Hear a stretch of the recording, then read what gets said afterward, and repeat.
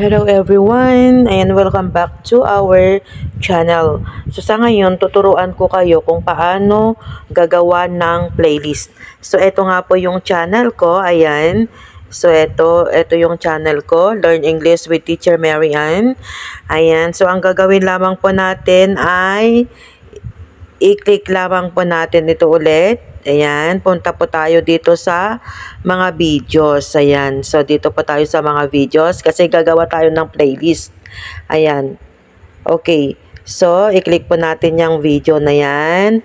Tapos, like for example, ito yung gusto natin gawan ng playlist. Ayan, so i-click lang po natin dito. Dito sa may 3 dots dito sa gilid. Ayan, i-click po natin. Ayan, and then, save to playlist. Ayan. So sa ngayon, gusto kong mag-create ng playlist kasi wala pa akong playlist. Halimbawa, eto, new playlist lang tayo. Click lang po natin ito. Ayan, pag na-click natin, then gagawa na po tayo ng title ng playlist natin. Halimbawa, ang ilagay natin dito ay 165 minutes. Ayan. So ganyan halimbawa. 165 minutes. Halimbawa, ayan, nakalagay na, and then, i-public natin ito. Ayan, so i-click natin yan, pipiliin natin tong public, ayan, so piliin natin yung public, and then, create. Ayan.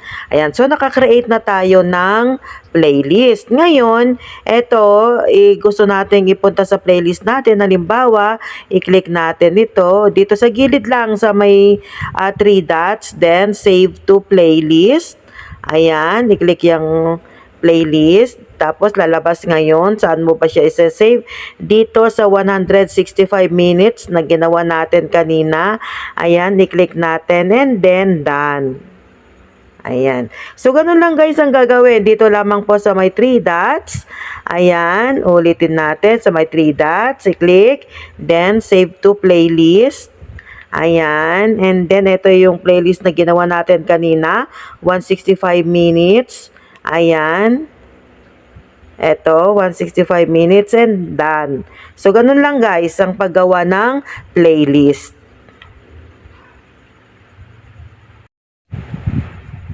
Tapos ito na nga guys, punta na tayo dito sa my playlist. Ayan, punta na tayo dito sa my playlist.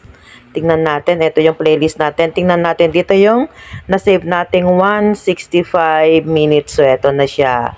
Ayan, kapag i-copy paste naman po natin yan, ito, i-click natin ulit ito. Ayan, 3 dots na yan. And then share. Ayan, share. And then copy link,